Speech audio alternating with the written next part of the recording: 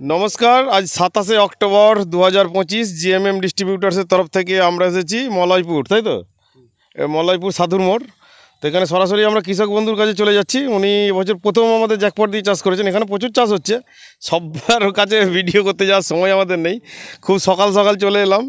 তো আমরা এখন ধানের শীষ দেখছি, ধানের শীষের গাঁথনি এবং দেখছি অসাধারণ গাঁথনি।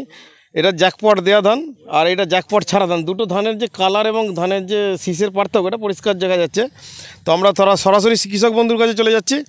আপনাকে আমাদের তরফ থেকে শুভেচ্ছা। আপনার নাম? অচিন্ত সাহানা, এইদিকে মুখ বাড়ি মলয়পুর। মলয়পুর। আপনি জ্যাকপট দিয়ে চাষ করলেন, মানে আমাদের জৈব সারটা দিয়ে? হ্যাঁ হ্যাঁ, কি কি উপকার হলো আপনার? উপকার ঠিকই আছে। কি কি মাটি নরম হয়েছে? মাটি নরম হয়েছে, কাটি আপনার কাঠি শক্ত হয়েছে, ওষুধ কম লেগেছে, কীটনাশক কম লেগেছে। হ্যাঁ, রাসায়নিক সার?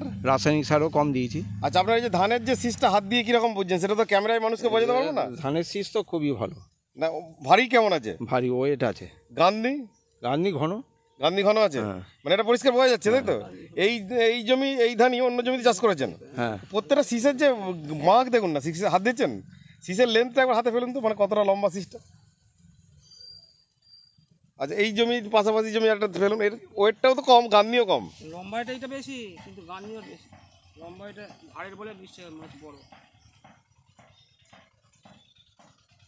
একটু লম্বা বেশি। এগুলো একটা কম শীষ, মাঝের গুলো ছোট আছে, ছোট আছে, একটা দুটো তো বড় হবেই, কিন্তু এর দেখুন কোনো শীষটাই সব কটাই শীষ বড়। লেভেলিংটা ঠিক আছে একদম।